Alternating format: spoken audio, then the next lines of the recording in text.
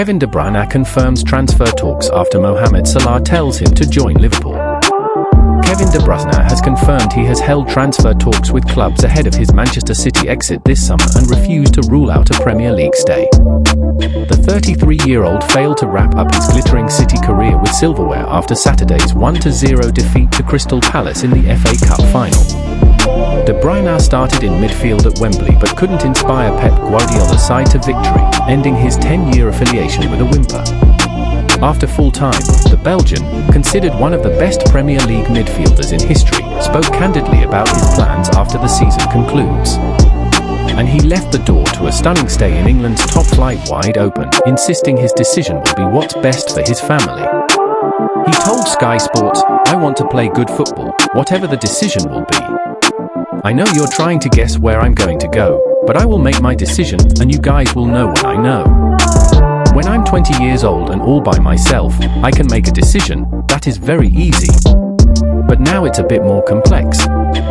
De Bruyne, who has made it clear it wasn't his decision to leave City at the end of the campaign, had no problem confirming transfer talks had already taken place.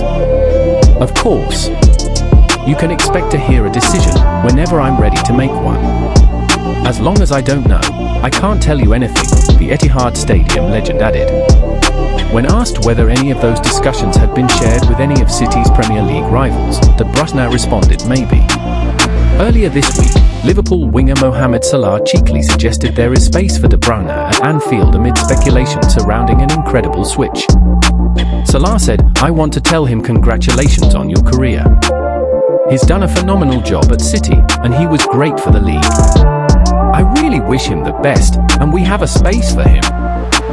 However, the Egyptian admitted that recruiting De Bruyne would likely go against Liverpool's philosophy.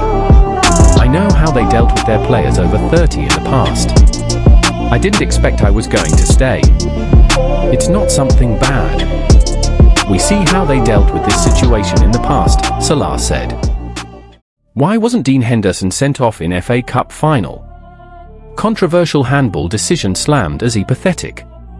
Eagles goalkeeper avoided first-half dismissal at Wembley despite reaching out of his box to swipe the ball away from Erling Haaland.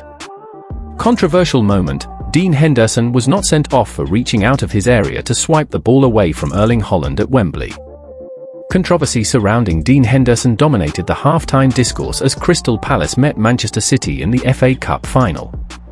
The England goalkeeper was the main protagonist of Saturday's eventful opening period at Wembley, making a string of fine saves to keep Pep Guardiola's favourites at bay. City were initially dominant in the showpiece fixture but could not find a way past the inspired Henderson, who saved Omar Marmoush's penalty awarded for Tyrick Mitchell's foul on Bernardo Silva and also denied Erling Haaland on the follow-up after Eberechi had earlier slotted home from Daniel Munoz's cross. However, most City fans will feel that Henderson should never have been on the pitch in the first place to make those stops after avoiding a red card with only 23 minutes on the clock. The former Manchester United keeper came racing out of his area to try and avert the danger after Josko Gvardiol tried to pick out the run of Haaland with a long pass forward from defence, retreating his feet just back inside the box but then reaching out of it to swipe away the ball. City demanded action by referee Stuart Atwell and the incident was subject to a VAR review from Jard Gillett, assisted by Darren Cann. Why wasn't Dean Henderson sent off in FA Cup final? It looked likely that Henderson would receive his marching orders for deliberate handball in a major early blow for Palace and their hopes of winning a first-ever major trophy in their third FA Cup final appearance, only to be handed a surprise reprieve following the VAR review. Presenting the BBC's final coverage, Gary Lineker said at halftime that they had been in touch with the VAR team and it was explained that the direction in which Haaland was travelling made it a possible but not obvious goal-scoring opportunity, thus sparing Henderson red. However, many were quick to point out that it seemed that it was only Henderson's illegal intervention that forced the direction of play away from goal, otherwise Haaland looked likely to tap the ball around the goalkeeper and surely score. General direction of the play is among the key considerations for officials when deciding if an action has denied an obvious goal-scoring opportunity, as well as distance between the offence and the goal, likelihood of keeping or gaining control of the ball and location and number of defenders. The decision not to send off Henderson mystified pundits, with Wayne Rooney saying on the BBC, "It's a red card. 100% a red card. Holland's about to knock it around him and he sweeps the ball away. How can they get this wrong? Just get rid of VAR. It's rubbish. It is a red card. Everyone can see it's a red card. Micah Richards concurred with Rooney on the BBC coverage, insisting there was no debate that Henderson should have been dismissed. Because of the explanation, not because of the decision, said the former City defender. To Dean, that is not a goal-scoring opportunity, one of the most prolific goal-scorers we've seen. Ian Wright said, "How can they say this is not denying a goal-scoring opportunity?